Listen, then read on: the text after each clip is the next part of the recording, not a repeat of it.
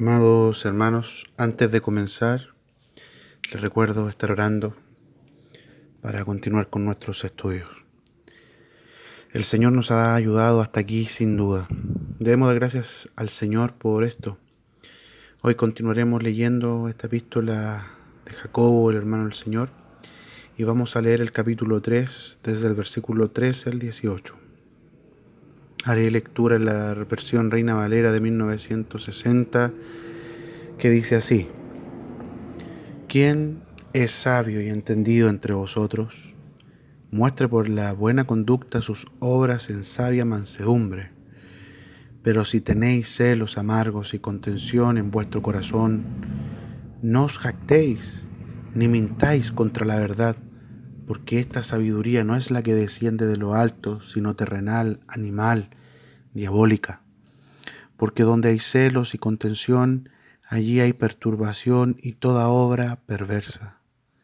Pero la sabiduría que es de lo alto es primeramente pura, después pacífica, amable, benigna, llena de sabiduría y de buenos frutos, sin incertidumbre ni hipocresía. Y el fruto de justicia se siembra en paz para aquellos que hacen la paz. Anteriormente, Jacobo escribió sobre aquellos que se paraban en medio de los hermanos presentándose como maestros, y es probable por el contexto que Jacobo tuviese preocupación por aquellos que no tenían temor del Señor hablando cualquier cosa. Aquellos que hablaban livianamente, no teniendo cuidado de la fe, ni menos de sus palabras, eran causa de preocupación para Jacobo.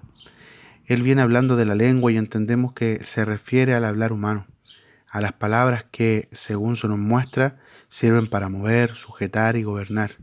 Pues de la manera que lo hace un pequeño timón en un gran barco o un freno pequeño en la boca de un gran caballo, de esa manera la lengua mueve masas, mueve gente, para bien o para mal, para encaminar correctamente o para llevarlos al naufragio. Con esto, Jacobo advierte que el enseñar en la iglesia no es cualquier cosa. Si bien muchos ven la honra de este servicio, no ven la responsabilidad que el hermano del Señor quiere mostrar, puesto que advierte a los que enseñan que serán juzgados con mayor rigor en el tribunal de Cristo. La Nueva Traducción Viviente dice de la siguiente manera el versículo 1 del capítulo 3. Amados hermanos, no muchos deberían llegar a ser maestros en la iglesia, porque los que enseñamos seremos juzgados de una manera más estricta. Es por esto, mis hermanos, que debemos tener clara la fe, tener claro lo que debemos enseñar, pues la fe es intrínsecamente convicción en lo que se conoce, piensa, entiende y sabe, respecto a los dichos y hechos de Dios mostrados al hombre por su palabra. ¿Qué estamos enseñando? Es una pregunta muy importante, pues seremos juzgados de manera más estricta. Ahora bien, el asunto no acaba aquí. Jacobo sigue avanzando y desde el versículo 13 entra a considerar otro asunto, la sabiduría que se dice tener. Recuerden ustedes que cuando partimos este estudio vimos algunas cosas que ocurren en el desierto, en medio de la prueba.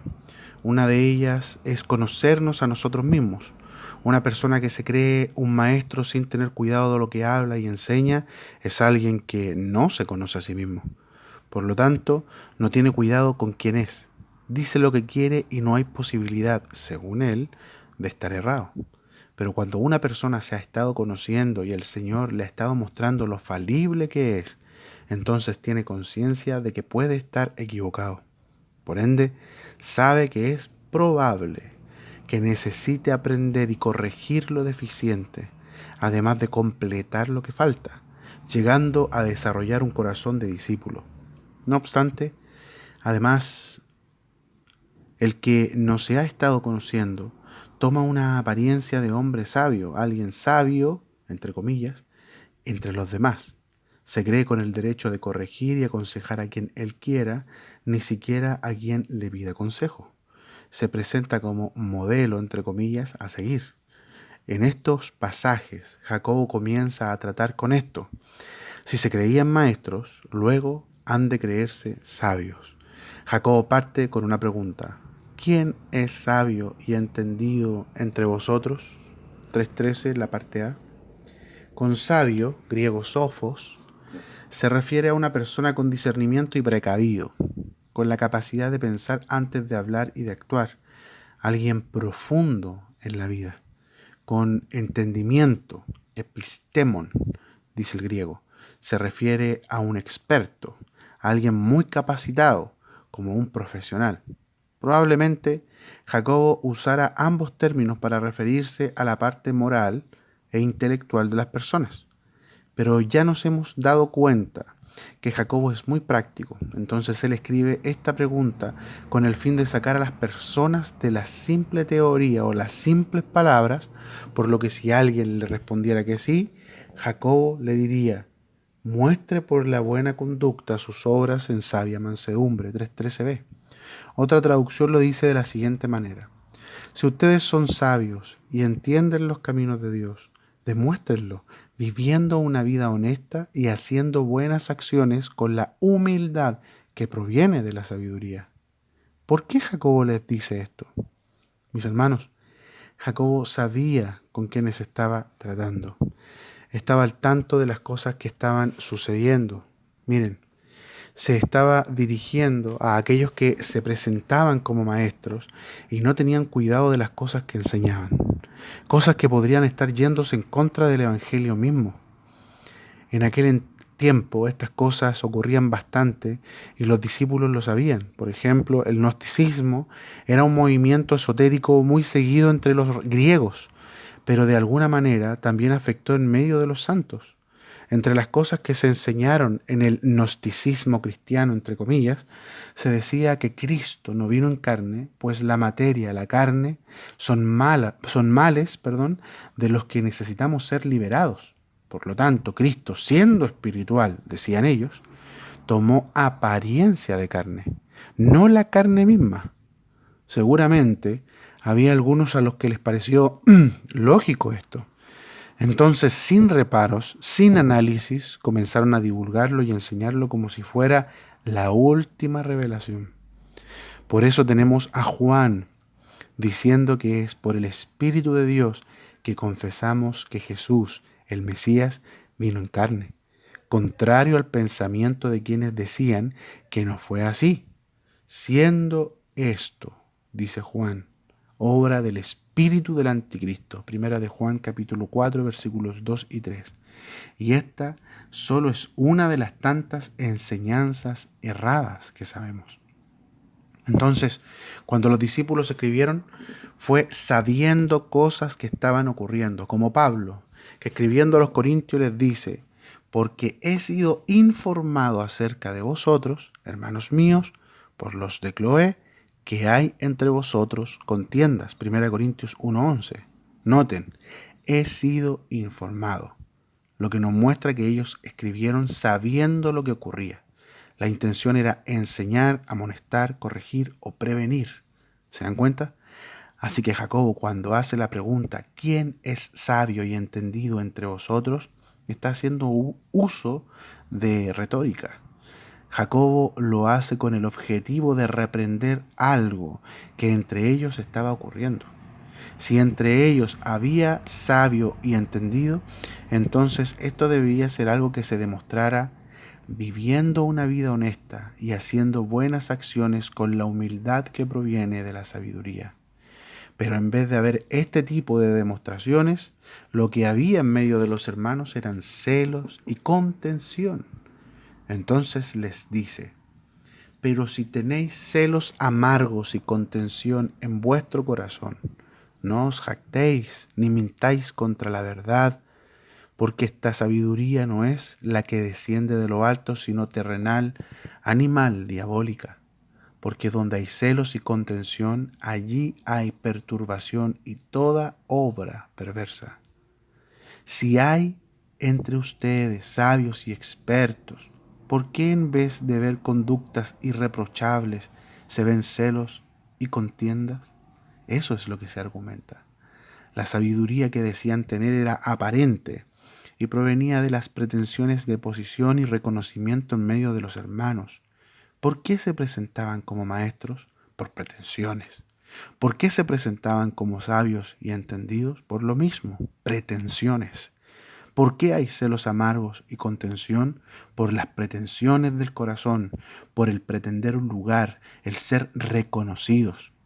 Los celos, en griego celón, provienen de desear fuertemente algo.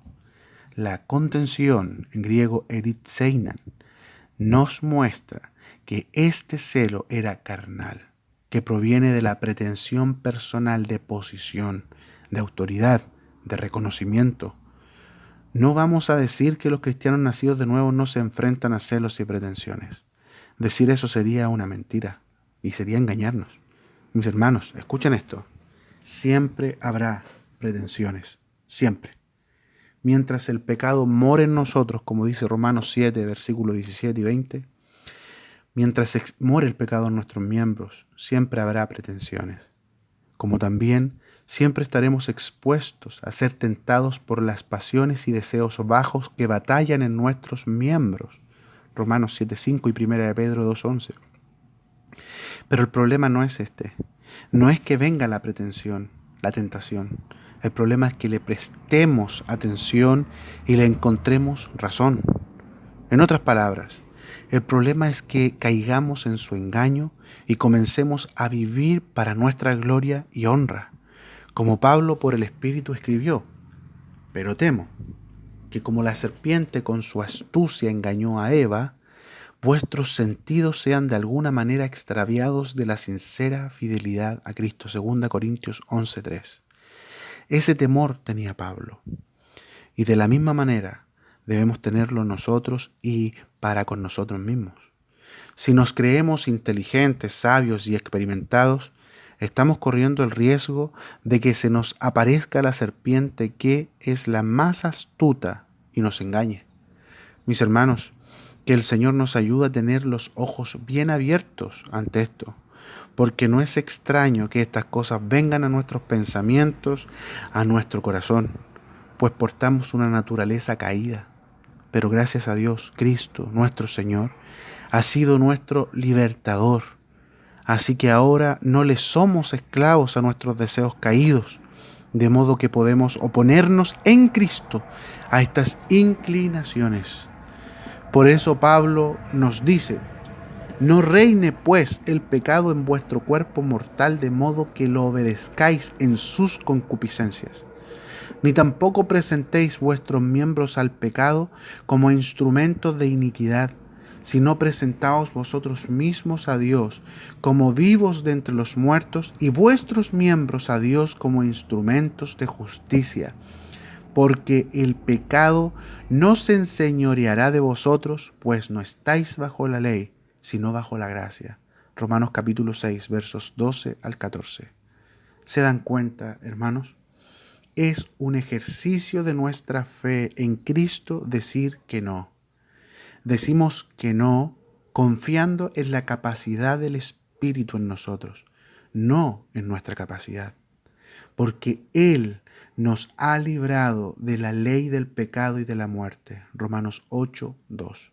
Esto no quiere decir que aquellas pasiones no batallen en nuestros miembros, pues la batalla, nótese la palabra batalla, es real. Las pasiones están presentes en nosotros, es un hecho. No podemos engañarnos diciendo que el pecado ya no existe, ni hay pasiones caídas en nuestros miembros. Eso es un engaño. El tema es que aunque esto es real y nos habita el pecado en nuestro cuerpo mortal, y aunque vengan aquellas pasiones y pretensiones a tentarnos, a pesar de esto, nosotros aprendamos a identificar de dónde provienen y las juzguemos. Por esto Jacobo les dice que si se presume de sabiduría, pero hay jactancias, celos, contiendas y mentiras, aquello no proviene de lo alto, aquello no es de Dios, sino que aquello es caído, es terrenal, es del alma y hasta diabólico. Se decían sabios y entendidos, se consideraban maestros y experimentados, pero miren, lo que se veía era que con tal de levantarse ellos mismos, descalificaban a otros, mentían en contra de la verdad misma del Evangelio.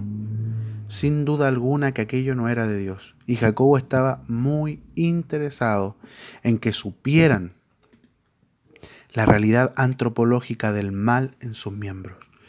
No podían ignorar que en la historia se muestra que las envidias y deseos de ocupar el lugar de otro nació de Lucero, que, asimismo, se hizo Satanás. Y cuando una persona se deja dominar por estos deseos, puede dar a luz cualquier tipo de obra perversa. Que el Señor nos ayude, mis hermanos, que el Señor nos libre. Es natural a la humanidad caída querer salvarse, querer permanecer. Y para esto el hombre intentará desacreditar a otros para justificarse a sí mismo. Dios sabe muy bien esto. Y es por eso que a Job le dice en el capítulo 40, versículo 8, ¿invalidarás tú también mi juicio? ¿Me condenarás a mí para justificarte tú? ¿Lo ven, hermanos? También, aparte de Job, tenemos el caso de Adán, que culpó a Dios por darle la mujer por quien cayó, diciéndole, Génesis 3:12, la mujer que, entre comillas o paréntesis, tú me diste, por compañera, me dio del árbol y yo comí. El hombre caído, con tal de prevalecer y de lograr sus objetivos, culpará a todos de sus propios hechos deshonrosos y vergonzosos. Mis hermanos, cuando se cae en esto, los ojos del discernimiento se cierran y no somos capaces de ver lo mal que estamos caminando, a no ser que aprendamos desde un comienzo que no somos infalibles y que la sabiduría que proviene de Dios no es envidiosa, no busca lo suyo propio, no busca sobresalir entre el resto, ni tranza la verdad por la mentira.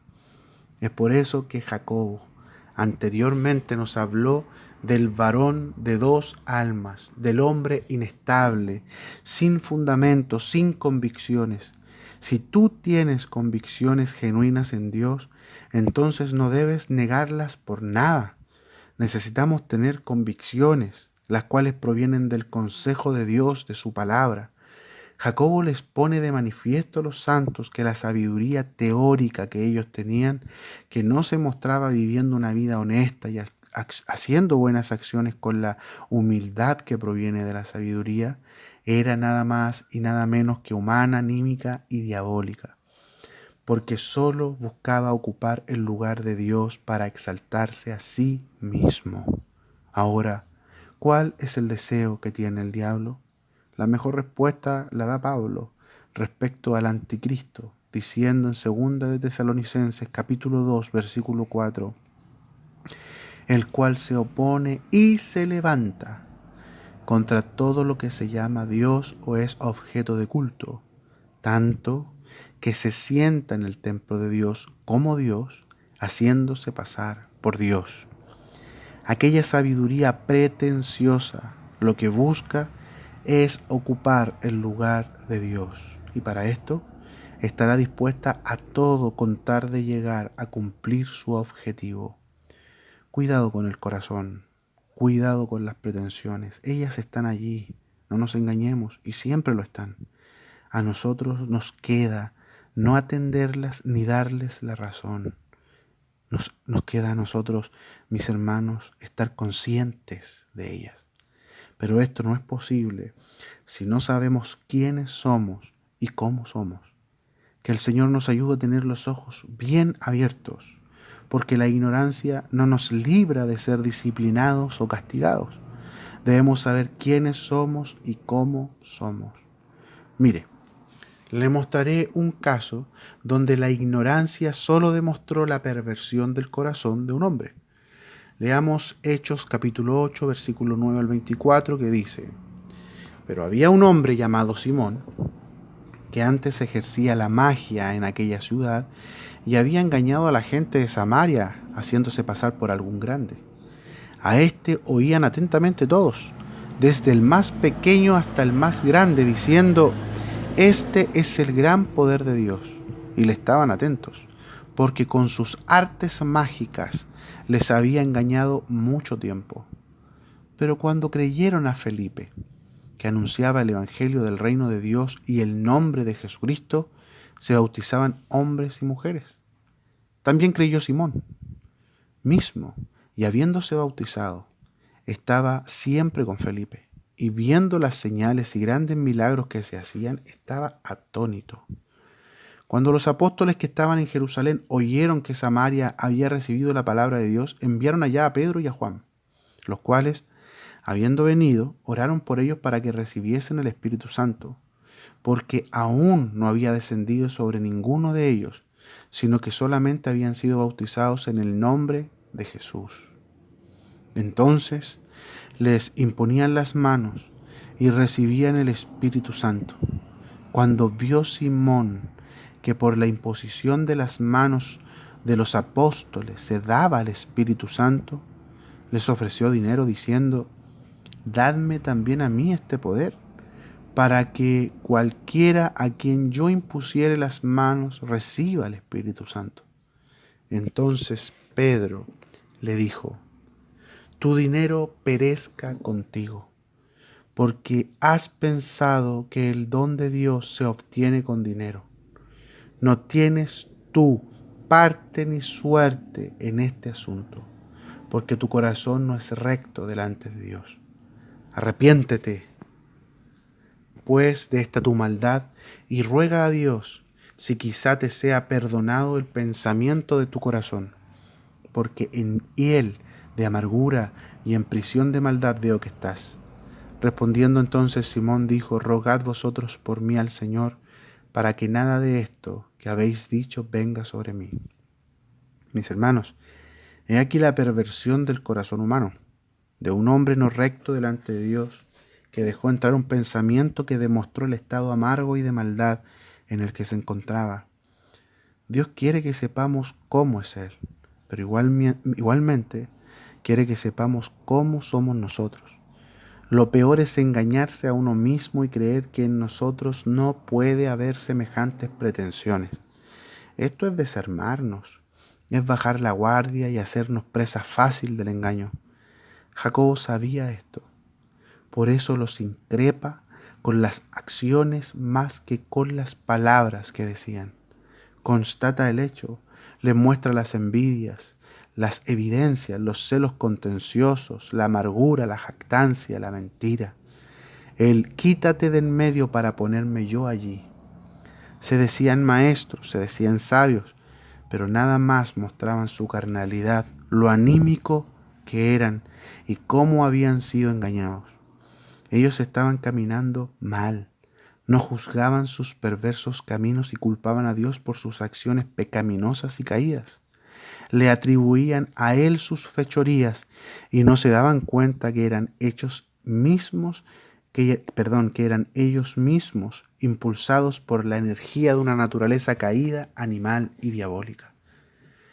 Y si acaso no estaban de acuerdo con esto, ahora les muestra la verdadera sabiduría y haciendo un contraste les dice: «Pero la sabiduría que es de lo alto», Santiago 3, 17 al 18, «es primeramente pura, después pacífica, amable, benigna, llena de misericordia y de buenos frutos, sin incertidumbre ni hipocresía, y el fruto de justicia se siembra en paz para aquellos que hacen la paz».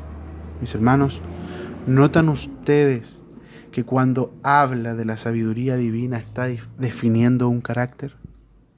Jacobo describe el carácter moral de la verdadera sabiduría y dice que ésta es pura, pacífica, amable, digna de amar, benigna, llena de misericordia y buenos frutos, sin dudas ni falsedades. ¿Se dan cuenta que Jacobo se refiere a la sabiduría como describiendo a una persona?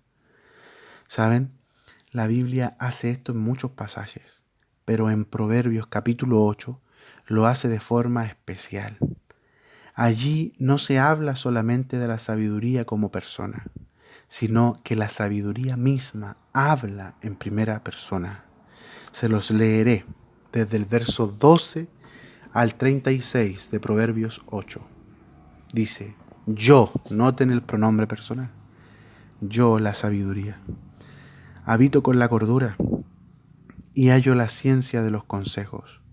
El temor de Jehová es aborrecer el mal, la soberbia y la arrogancia, el mal camino y la boca perversa aborrezco. Conmigo está el consejo y el buen juicio. Yo soy la inteligencia, mío es el poder. Por mí reinan los reyes y los príncipes determinan justicia. Por mí dominan los príncipes y todos los gobernadores juzgan la tierra. Yo amo a los que me aman y me hallan los que temprano me buscan. Las riquezas y la honra están conmigo, riquezas duraderas y justicia. Mejor es mi fruto que el oro y que el oro refinado, y mi rédito mejor que la plata escogida. Por vereda de justicia guiaré, por en medio de sendas de juicio, para hacer que los que me aman tengan su heredad y que yo llene sus tesoros. Jehová me poseía en el principio, ya de antiguo, antes de sus obras.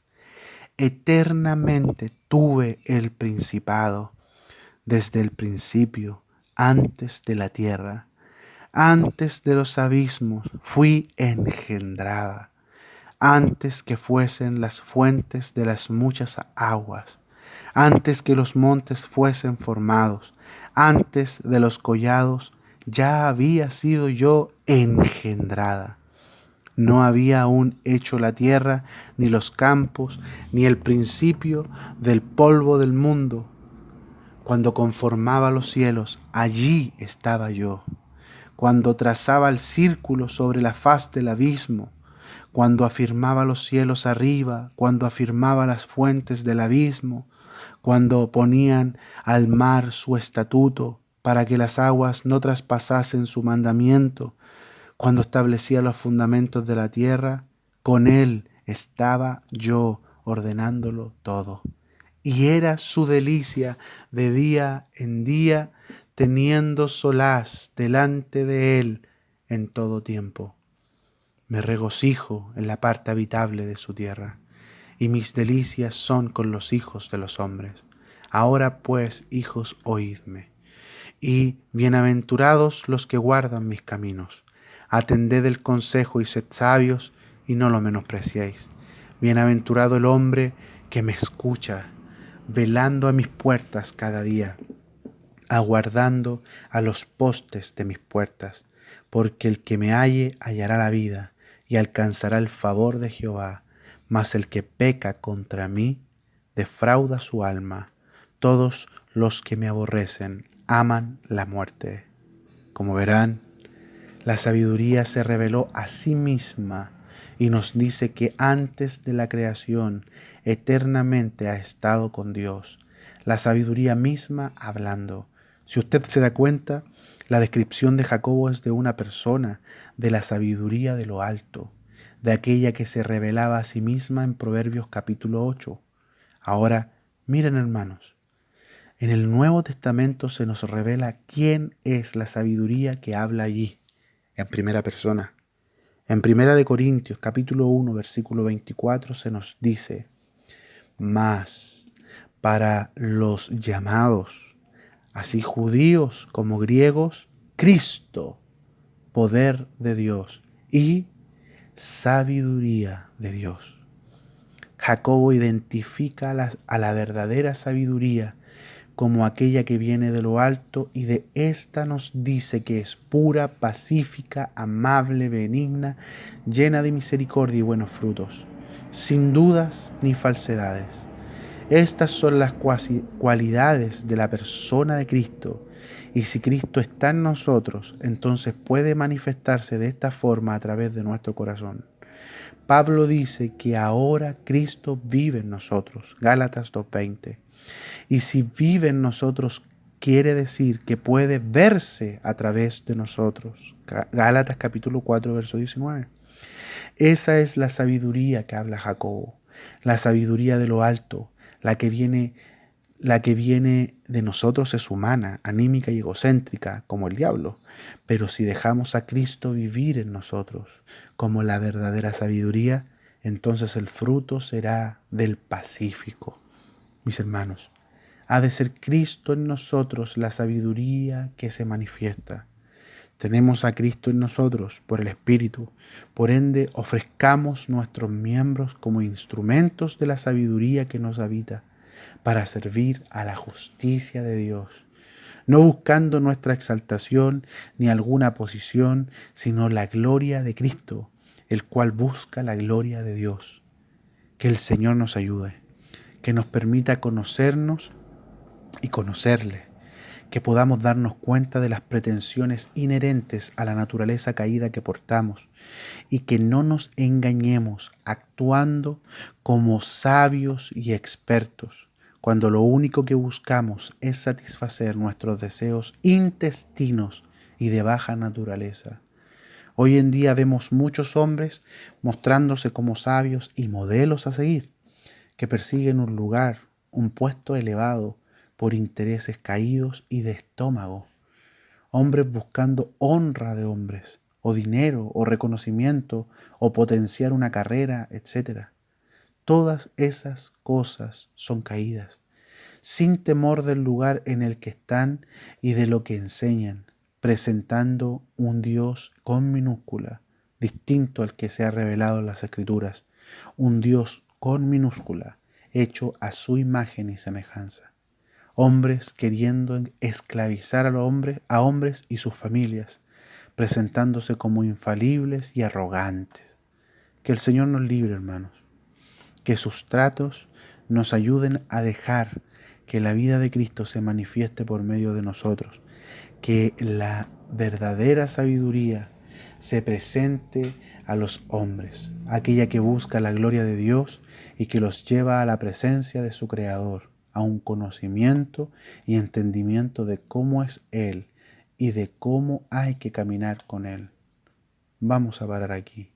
Gracia y paz del Señor Jesús sean con todos ustedes. Amén.